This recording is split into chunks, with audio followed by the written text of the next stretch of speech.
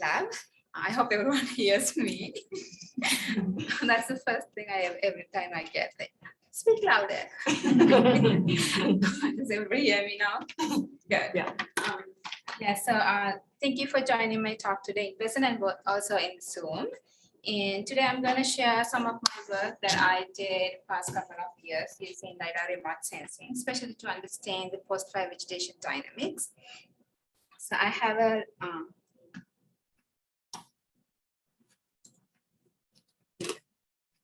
I have a little outline, so we can make sure everyone is in the same page. So first, I will introduce a little bit of waveform LiDAR and the functional traits, and then I will go through two different studies that I did using the LiDAR remote sensing, and finally, I will talk about a little bit of potentials and challenges. So for my studies, I use waveform LiDAR. There are different types of LiDAR, the photon counting LiDAR, the point count LiDAR, and the waveform LiDAR. For my studies, I used waveform LiDAR. So I will talk about the waveform LiDAR a little bit.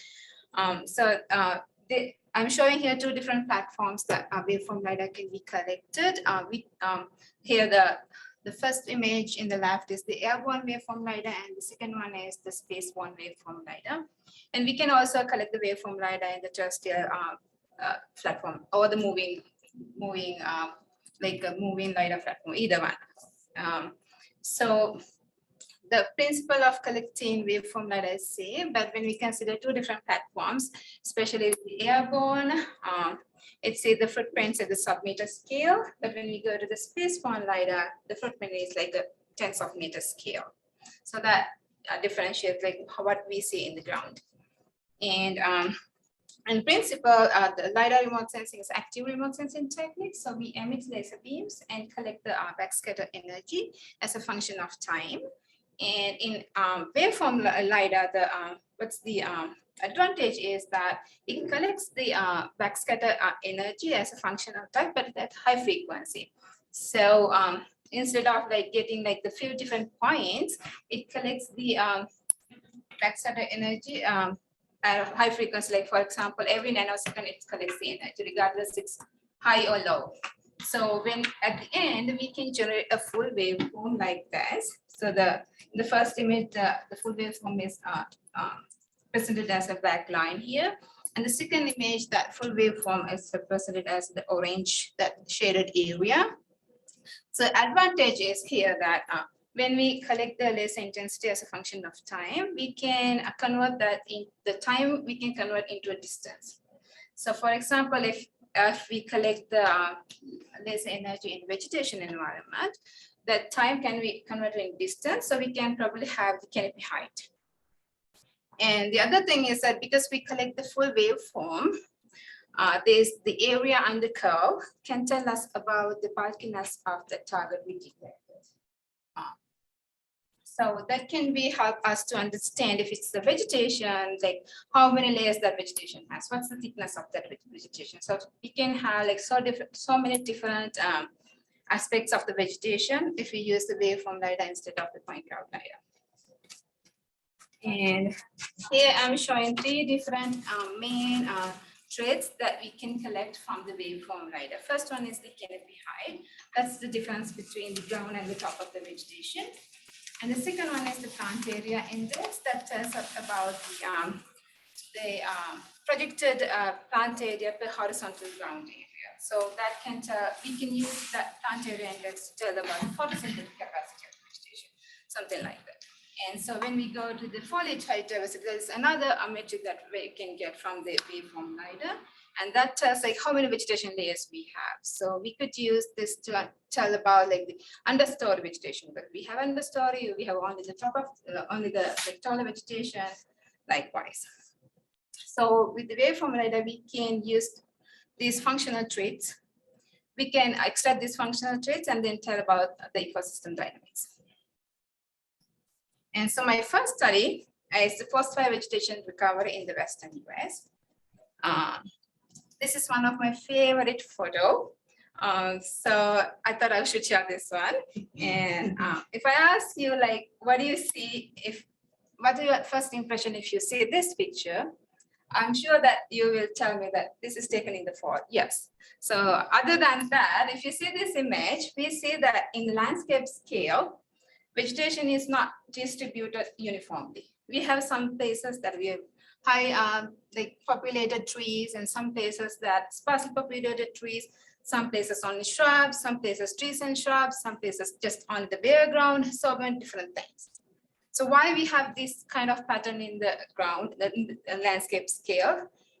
Because it could be controlled by either topography, it could be controlled by either climate, it could be controlled by either substrate like the soil or the nutrition, or it could be controlled by the disturbance. So this pattern could be defined by any of those factors. And if we consider the disturbance can be any disturbance. It could be drought, it could be the invasion, it could be the land use change, or it could be the fire, or it could be the grazing. And in my study, I used fire as a disturbance.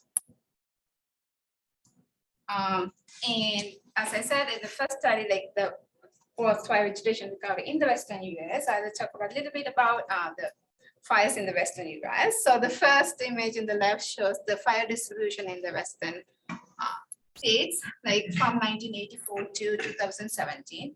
There are thousands of fires distributed, and the graph shows that the variability with time. So I selected fires from 1984 to 2017. I'll tell you why I selected only to 2017. So the x-axis shows the time, and the first y-axis in green shows the total burned area, and the second y-axis in red shows the number of fires. And you see that both the total burned area and the number of fires increases throughout the time. You see that there's a little bit of variability, and so early 3 decades that we can see peaks like every 10 years, but later 2 decades we see like almost every 5 years the oscillations. But overall the trend increases. And so when we consider a fire can turn like green vegetation in like few hours to days into a dead forest. The biggest question is that when it becomes a dead forest, a green forest can provide so many different services and functions. It can help the carbon balance, it can have recreational value, it has like the shelter, the food, so many different things. But when it turns into a dead forest, the question is that in one day, will that forest become into the same forest that can provide the same ecosystem services and function to us? If so, when and how that can be happen? If it is not happen, what is the fate of that forest? If it's an alternative state, then what ecosystem services and functions that new forest can provide us? So there are so many questions that we should ask and we should answer. So in this study, I did the post-fire recovery. So the recovery, I defined the recovery as the gain in the canopy height. So the canopy, that means the vegetation growth. So for this study, because I did this in the regional scale, like the Western US scale, I used the GEDI based canopy heights. And that is why I considered 1984 to 2017, because GEDI started collecting data in 2018. So I need to have at least 1 year less than the GEDI stuff. So here I'm just showing that how the canopy, so the green dots in this image shows the GEDI footprints, and I colored them based on the canopy height. And also the in the background, it's one single fire, and the colors are based on the fire severity. And what I did, I collected all the footprints from all the fires in the Western. I actually defined the Western ecoregion into 3 different main ecoregions: Pacific Northwest, Northern Rockies, and the Southern Rockies, based on the ecoclimatic conditions, and see like if I can see a different pattern in vegetation regrowth throughout time after a single fire. And here's the first result. So it shows that the first image is the Pacific Northwest, the second one is the Northern Rockies, and third one is the Southern Rockies. And the trajectories are represented with respect to the unburned background state. And based on the canopy height gain, my research shows that the Pacific North ecosystem shows the slowest recovery, for example, gain of like 0.17 meter per year, the canopy height. In the Southern Rockies shows the highest rate of canopy height gain, approximately 39 centimeters per year. And this is the overall state of those three ecoregions. However, when we consider a single fire, we don't see a uniform burn pattern. We see within a single fire, like some areas burn severely, some areas haven't burned at all. Like we have fire refugia and some places burn low severity. So we see the different severity patterns. So I thought,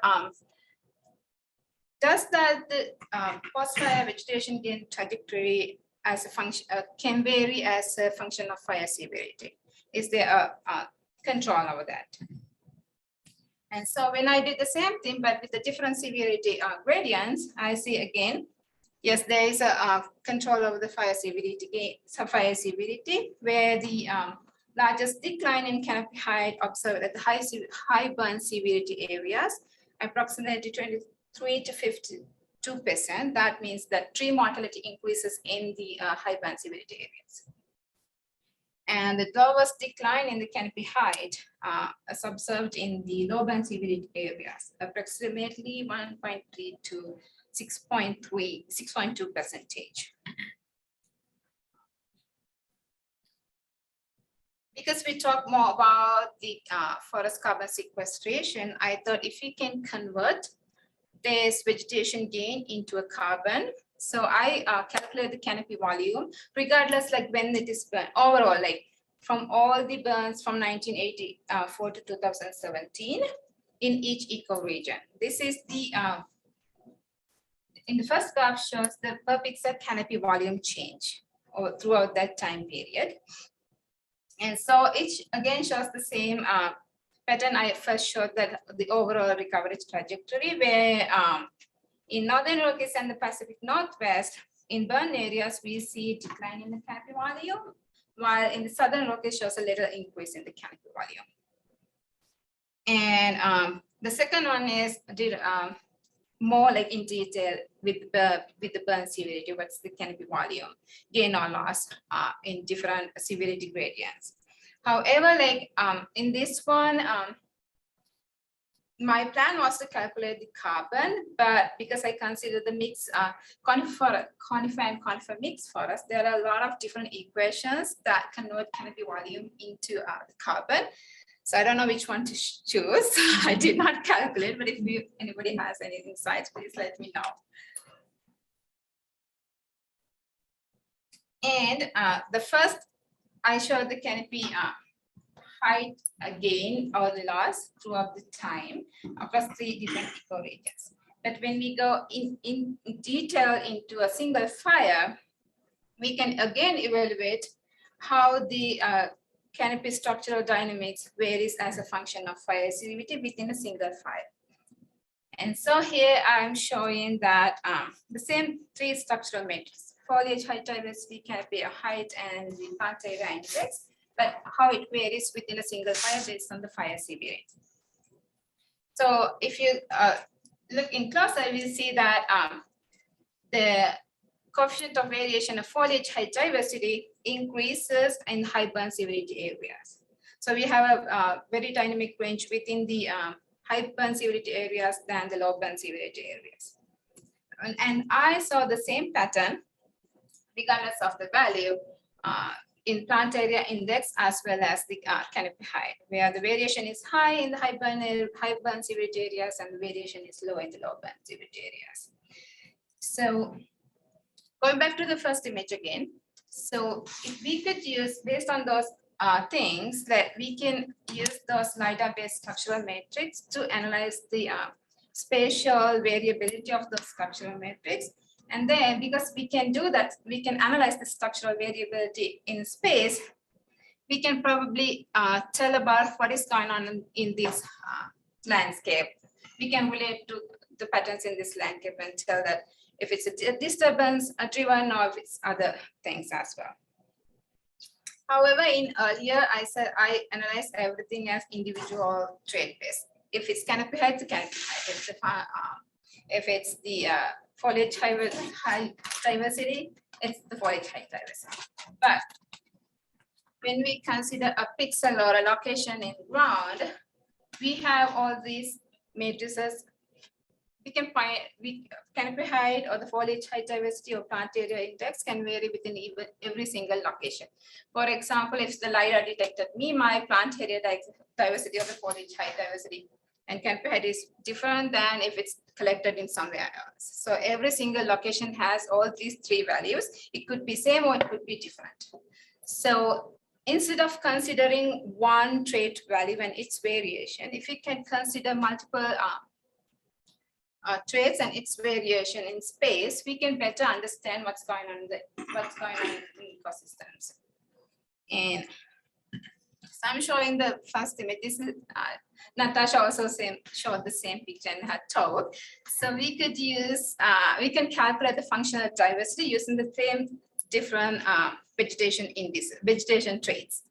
And so here I'm calculating three different traits: functional richness, functional evenness, and functional divergence. So the bottom panel shows that if I calculate those, if it's high, or how we tell if whether it is high or whether it is low. So for example, when we calculate the functional diversity, we cannot consider one pixel location. We have to consider a neighborhood. For example, if this is my center location and I have a certain trait values of these three traits, and then I'm considering a spatial neighborhood around myself. For example, it could be 100-meter spatial neighborhood. It could be a 1 kilometer spatial neighborhood. And I collect all those values of every single pixel in this spatial neighborhood. And then if I plot them in the three-dimensional space defined by the three functional traits, then we can calculate these three different traits, so three different diversity indices. The first one tells that how extreme those three trait values are within the given spatial neighborhood. The functional evenness tells that how evenly the abundance of those traits, whether if we have a certain functional height value or certain height value or certain plant area index value, whether they are distributed evenly spaced or whether they clump together. So that if it's evenly distributed, it's the evenness. If it's clumped, it is the divergence. But when I go to do that with the GEDI, that is hard because GEDI, when GEDI LiDAR collects the data, if it could be okay if do the continental scale, but if it's a small scale study, we cannot use GEDI because GEDI has a alone track distance of 60 meters and the cross track distance was 500 meters. So we have, if we consider like a 500 meter space, we have maybe have only 20, 30 footprints. So we cannot understand clearly the functional diversity using the GEDI if our study is very small. For example, a small fire. So for this one, I use the airborne LiDAR where we can get a seamless of those canopy trait variations. And so here I'm showing that canopy height, plant area index, or the foliage height diversity variation within a 500 meter space using the airborne LiDAR. And then I use these traits and calculate the functional diversity of a small fire.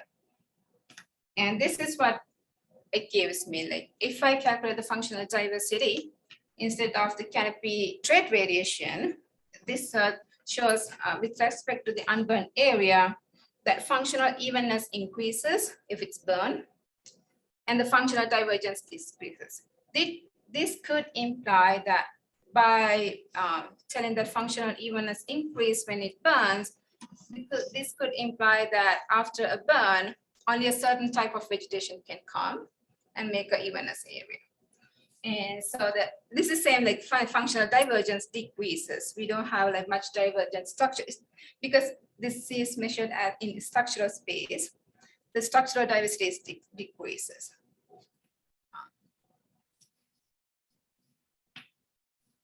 And the other thing, when we use any remote sensing data, we have to be aware of the scale that we measure. So this is, I'm going to show like, this is Whisky Mountain fire, very small fire, around like less than 2 square kilometers. So when we define a problem, like if you want to measure the functional diversity variation as a function of fire, and then as I earlier said, when we calculate the functional diversity, we have to define a spatial neighborhood, and that spatial neighborhood size should be relevant to the fire size. So if you have a small fire, your spatial neighborhood size should be really small, because in this one that I considered a really a dynamic spatial neighborhood sizes from 30 meter to 500 meter. And when I calculate the functional diversity between the burned and unburned areas, I can see the functional diversity variation if I use the spatial neighborhood small. And when I consider a spatial neighborhood large, what happens is that your spatial neighborhood consider both the burned areas and unburned areas, and that is sort of the ability to differentiate the functional diversity variation that is caused by the fire. So so I tried to do this one in the GEDI LiDAR as well, but it cannot give me a good result, because when it increases the spatial, when it decreases the spatial neighborhood size, I don't have enough LiDAR broadbands. But we can do in the airborne LiDAR. Again, like when we do the airborne LiDAR, for this fire, this is, I said, like less than 2 square kilometer. If I use the spatial neighborhood size of 200 meter or bigger, I cannot see that variation. So I have to always use the less than that one. So it's like 200 and 200, so 1/10 of the fire size. And again, back to the very first slide about the full waveform LiDAR. So when we use LiDAR, most of the time we use derived products that those canopy height or the foliage height diversity or the plant data index mostly are delivered by whoever collected the LiDAR. If it's Neon, they deliver those products. If it's NASA, they deliver that product. When they derived those products, they have their own protocols, like where to put the noise threshold, where to, and because they are designed to apply in a broader scale, but they are not specific to our research. But if we have the raw data, if we can process the raw data, the waveform LiDAR can give us much more information than those derived products, and can be applied in many ecological applications. But the challenge is when it comes to, so this is one study that I did. So we collected the airborne LiDAR, waveform LiDAR, and then we processed them. So when we process them, we can, it's application specific, so we can put where, when we do the signal processing, we can define where the threshold comes from, what those thresholds should be, and what is the outcome we needed. And so I use this airborne full waveform LiDAR to differentiate plant functional types in the same ecosystem. So I use the NASA derived products, and I also process the data by myself. And when I process the data myself, I could differentiate these plant functional types. But when I use the data products that NASA derived, we couldn't, because their noise thresholds are way different than the ones I put. So I apply this data into a shrub ecosystem, and they completely hide all the shrubs. They can only detect on the trees. And so the one challenge in a shrub ecosystem when we use remote sensing data is that with that is like sparsely distributed shrub ecosystem. So the soil signal is so much dominated than the vegetation signal. So when you use the optical remote sensing, it's hard to differentiate whether whether it has the vegetation or it's only the soil. And so the LiDAR is one way that we can detect whether it's a vegetation or the soil. But when we process the signals, if we hide that part, again, we cannot differentiate those two. And so when I process that, we have carefully selected the noise thresholds, and then when I finally analyzed my data, we could differentiate where the shrubs are, where the downs are. That was a huge finding for that shrub dominant ecosystems. But the thing is that, again, we have to process the data by ourselves. So we developed a C-based program that we can use based on the things we learned, that we can process a full wave, airborne full waveform LiDAR. And so finally, I want to tell that the waveform LiDAR give us so much information. However, that is controlled by who process the data. And because that when it's come to LiDAR, the data storage is really, really large. So I had to process like terabytes of data. So data processing time can take like months to years. So if your project is not that long, so you cannot use those. That's, I think, like the data science can help, so that our data scientists, I think, can help in this way, so we don't have to spend our time on processing these data. So that's what I want to emphasize with my talk. And with that, I would thank to everybody who was in this project. Jennifer, Nancy, Megan, Natasha, Joseph, Joe, Carol, Chelsea, Virginia, Nathan, and Victoria. Everybody helped me in these two projects. Thank you.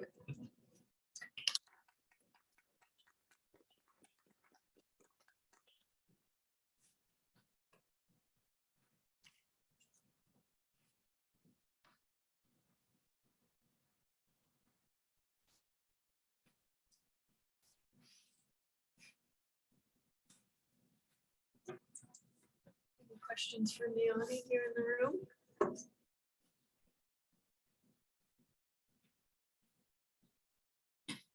Did you look at the post-fire functional diversity as a function of the burn severity, or no? No, not yet, no. Yeah, so when I first used the GEDI data, I used the first 2 years of data. They are so sparse. And so I have only few footprints, Yep. So it's hard. But I think now they have almost like 3 years of data, and they plan to collect until 2023. So we will have 4 years of data at the end. We might be able to do it with the GEDI, but with the airborne LiDAR, yes, we can. I'm just curious to know how you organize your field, like your flight campaign, especially like which airborne or which plane did you use and where did you fly? So you did not fly the entire study region that you are researching for your first chapter. So how did the organization and planning of that field and flight campaign go? If I want to get the airborne data. Yeah, so first that because in the first chapter, I evaluated canopy height recovery through time. So then I will select some fires that evolve through time, like a fire maybe 1984, every 3 or 5 year intervals that fires happened. That's my first selection criteria. And the second would be, because this is the conifer forest, I see that there are different types of conifers that also can change. So I would probably narrow down into my project into one type of forest, not the diverse, because it's hard to like have sort of different changing criteria. And again, like vegetation growth can change based on the climate, based on the elevation, based on and the fire characteristics. So then I would select, if I want to consider the fire severity with the elevation gradient, then I would select fires that has elevation gradient. In here that we have the 3 different ecoregions: Pacific Northwest, Northern Rockies, and the Southern Rockies. I would, if I go into a big project, then I will select all these. I will consider all these criteria and those 3 different ecoregions. Probably first I would go to one ecoregion and select the fires that span over time, and also one forest type. And if I want to consider elevation gradient, then I consider elevation gradient. Then I select them. Then I fly over those.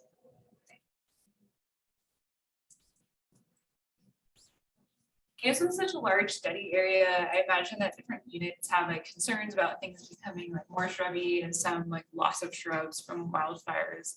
Like, how are you like interpreting the results based on like, is it, yeah, like by ecoregion, like generally, like, I don't know, that this region is more concerned with like loss of shrubs versus other areas, I don't know. Yeah, so first, when we talk about the GEDI ladder, it's hard to, GEDI ladder has a height uncertainty of 3 to 5 meters. So we cannot find the shrubs. So that's why in like first figure, this one. So we have canopy height decline in the first 15, 20 years because it might be have like vegetation gain, but because they are shorter, we cannot detect that. And and also this is the canopy height change over time. And I also consider the other factors like that, whether that's latitude gradient affect, whether the elevation gradient affect, whether the climate gradient affect. Those things, I think the other things I can explain based on those things I didn't show here. Yes.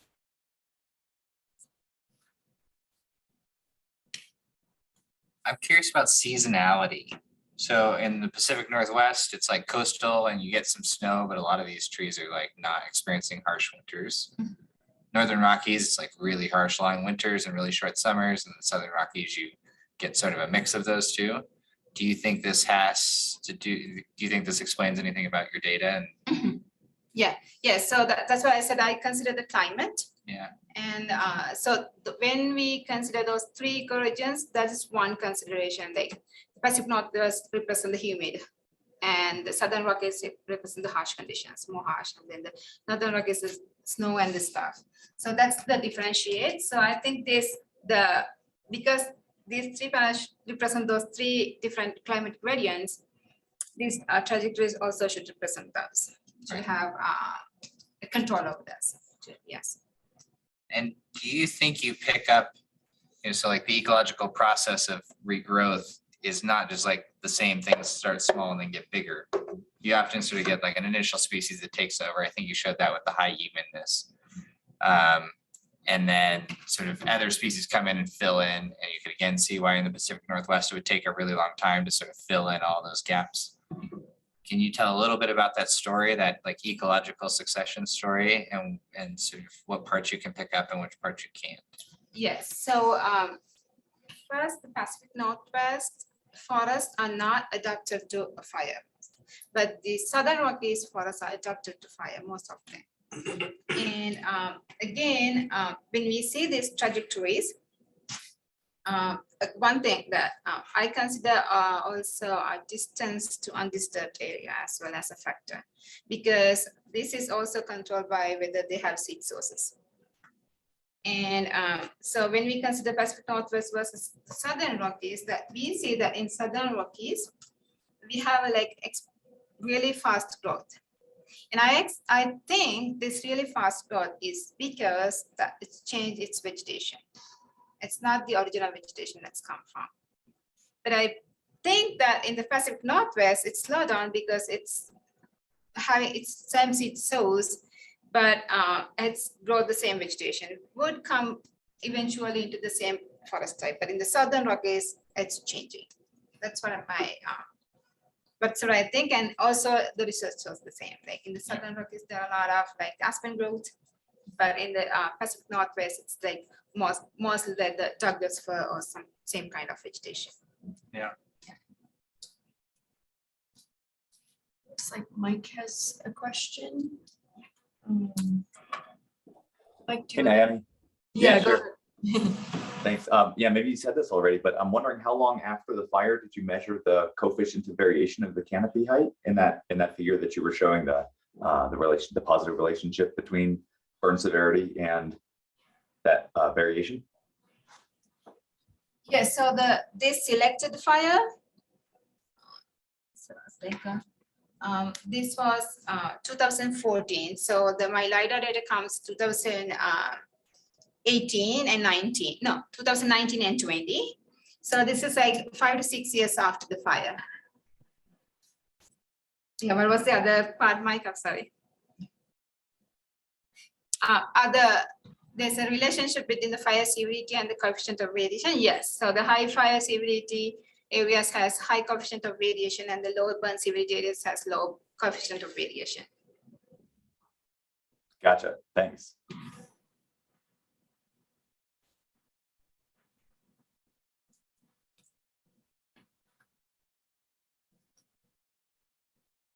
Anybody else online have any other questions? Yeah, we have a few questions online. Mike, do you want to go? Or, sorry, did your question Oh, just? get sorry, answered? yeah, sorry, mine was answered. I just lowered my hand. Sorry. Oh, no worries.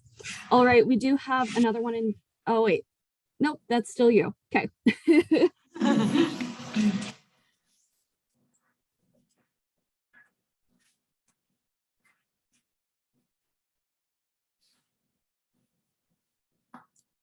I'll ask another question about the seed bank issue. So in ecology, there are a couple of really famous experiments, mainly in grasslands, where they sort of dug up all the soil and took all the seeds out and put sterile soil in and put that against a place where it preserved a seed bank. So there were these questions of when it was dispersal fed refill versus a seed bank refill.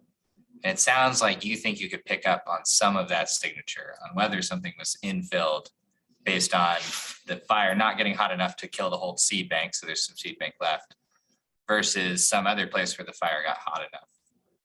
Can you pull that out a little bit for me on how we would tell those two things apart on this sort of seed bank dispersal refill question? So in this study, I only considered that is unburnt. So I assume that the seed come from the unburnt state, not the seed that can survive. So in that question, I don't think I pick up that too, the Okay. difference of those two. And the other thing is that the one I did not consider here is that most of those fires have gone through restoration effects. So in this one, I did not consider that. Even in the cold spring fire that we go, there are a lot of restoration work going on. And so that could differentiate these trajectories. So that is something I did not consider.